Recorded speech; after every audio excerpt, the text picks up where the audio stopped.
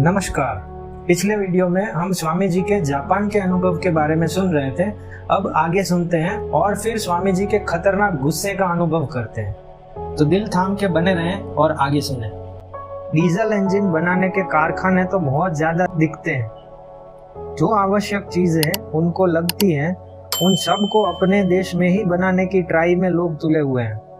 चीन और जापान के बीच में चलने वाली एक जापानी स्टीमर लाइन है जिसे ये लोग कुछ ही दिनों में बम्बई और योकोहामा के बीच चलाना चाहते हैं। यहाँ मैंने बहुत से मंदिर देखे। हर एक मंदिर में कुछ संस्कृत मंत्र प्राचीन बंग अक्षरों में लिखे हुए हैं। बहुत थोड़े पुरोहित संस्कृत जानते हैं पर वे सब के सब बड़े बुद्धिमान हैं। अपनी उन्नति करने का आधुनिक जोश पुरोहितों तक में भी प्रवेश कर गया है। जापानियों के विषय में जो कुछ मेरे मन में है वह सब मैं इस छोटे से पत्र में लिखने में असमर्थ हूँ। मेरी केवल ये इच्छा है कि हर साल छोटी संख्या में हमारे नवयुवकों को यहाँ आना चाहिए। जापानी लोगों के लिए आज भारतवर्ष सर्वोच्च और सर्वश्रेष्ठ वस्तुओं का स्वप्न राज्य है, ड्रीम लैंड है। और तुम लोग क्या कर रहे हो? जीवन भर केवल बेकार बातें किया करते हो। आओ इन लोगों को देखो और उसके बाद जाकर शर्म से मुंह छिपा लो। सठियाई बुद्धि वालों, तुम्हारी तो देश से बाहर निकलते ही जाती चली जाएगी। अपनी खोपड़ी में वर्षों के अंधविश्वास का कूड़ा करकट भर के बैठे हो। सैकड़ों वर्षों से केवल शुद्ध और अशुद्ध खाने के झगड़े में ही अपनी शक्ति नष्ट करते रहते हो। सैकड़ों युगों के सामाजिक अत्याचार से जिनकी सारी मानवता का अस्त हो चुका है। भला बताओ तो सही, तुम कौन हो और तुम इस समय कर ही क्या रहे हो?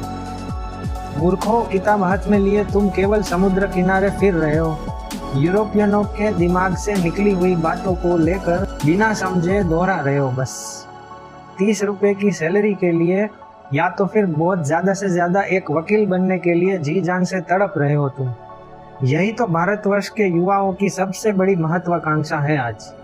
इस पर इन विद्यार्थियों के भी झुंड के झुंड बच्चे भी पैदा हो जाते हैं जो भूख से तड़पते हुए उन्हें घेर कर बाबूजी खाना दे दो कहकर चिल्लाते रहते हैं। क्या समुद्र में इतना पानी भी नहीं रहा कि तुम उसमें विद्यालय के डिप्लोमा, गाउन और पुस्तक लेकर डूब मरो? आओ मनुष्य बनो।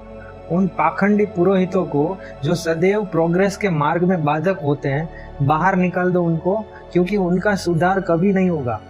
उनके हृदय कभी विशाल नहीं होंगे। उनकी उत्पत्ति तो सैकड़ों वर्षों के अंधविश्वासों और अत्याचारों के फल स्वरूप हुई है। पहले इनको जड़ मूल से निकाल फेंको। आओ मनुष्य बनो। अपने छोटे से अंध कुएं से बाहर निकलो और बाहर दृष्टि डालो। देखो अन्य सब देश किस तरह आगे बढ़ रहे हैं। क्या तुम्हें मनुष्य से प्रेम है? क्या तुम्हें अपने देश से प्रेम है? यदि हाँ तो आओ। हम लोग उच्चता और उन्नति के मार्ग में प्रयत्नशील हो। पीछे मुड़कर मत देखो। सबसे ज्यादा नजदीकी लोग या प्रिय रिलेटिव रोते हो तो रोने दो। पीछे देखो ही मत, केवल आगे बढ़ते जाओ। भारत माता कम से कम 1000 युवकों का बलिदान चाहती है। मस्तिष्क वाले युवकों का, पशुओं का नहीं। परमात्मा ने तुम्हारी इस निष्क्रिय सभ्यता को तोड़ने के लिए ही अंग्रेजों को भारत में भेजा है और मद्रासियों ने ही अंग्रेजों को भारत में पैर जमाने में सबसे ज्यादा हेल्प की है।